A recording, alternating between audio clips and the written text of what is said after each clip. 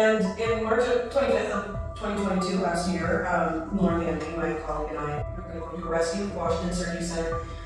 But when we got there was a truck parked outside labeled red waste. And we were looking at each other and knew exactly what that meant. We didn't even talk. We just walked around to the back of the truck. The driver back there was packing the boxes in the truck. And I said, do you know what's in these boxes? And he said, no. And I said, it's dead babies. I said, would you get in trouble if we took one of these boxes? And he was like, well, what would you do with them if I gave it to you? And Lauren said, we would give them a funeral and burial. And so we said, okay. And so we panicked and took the box, got out there as soon as we could, freaking out, calling everyone we've ever known who's ever handled funeral remains. What do we do? What do we do? I mean, we were just absolutely terrified. But when we got back to our apartment, we got all the necessary things, we talked to all the necessary people. We opened the box, and inside of the remains got 115 remains.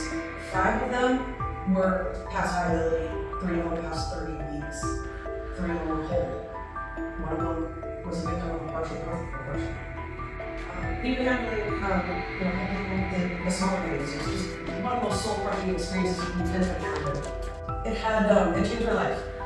And a couple days after that, well, we had the baby stored in a refrigerator because we were trying to find a private pathologist to look at them and determine the cause of death. We don't trust the police, we don't trust the DC government. But just a few days later, the FBI came and arrested Lauren for a rescue that she did at that same clinic, but 2 years before. And so we don't know what's going on. They simply arrested. I was with her this morning. The FBI arrested her right there on the sidewalk, took her into custody, and then later the police came and took babies because I had contacted them and accepted a letter asking them, because we had been able to find a pathologist to look at the 5 largest babies and give them an autopsy, which they have totally failed.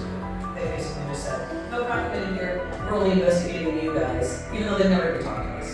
It's changed my life. It's changed Lauren's life. And since then, Lauren was actually convicted of violating the FACE Act. Not only was she convicted of violating FACE, she was convicted of conspiracy to violate FACE, along with several of our other colleagues, including my fellow atheists, her Gary. And they are all languishing in an Alexandria jail right now, awaiting sentencing. They're facing 11 years in prison for non-violently going into Santangelo clinic, the same clinic where we found these totally full-term babies, where he advertises that he does electrical abortions for literally any reason. That guy is walking free, killing babies every single day. No one's investigating him. No one's done an autopsy for these babies, and Lauren and her are in prison. So the injustice of that situation is just almost too much. So I just can't do nothing. And so given the fact that we are approaching a new election cycle, I couldn't see myself just going around to every single Democratic baby, saying we have no representation, say a problem once again. If no one's doing it, I guess I'll do it. So that's why I'm running against Joe Biden. But I'm also using this platform to give visibility to these children that I found. Because as a federal presidential candidate, any ad that I run on an FCC TV station cannot be censored by law. And so the American people are going to have to look at the victims that I held in my hands, and they're going to see what they're complicit in supporting. And they're going to have to hear it from an atheist and a progressive.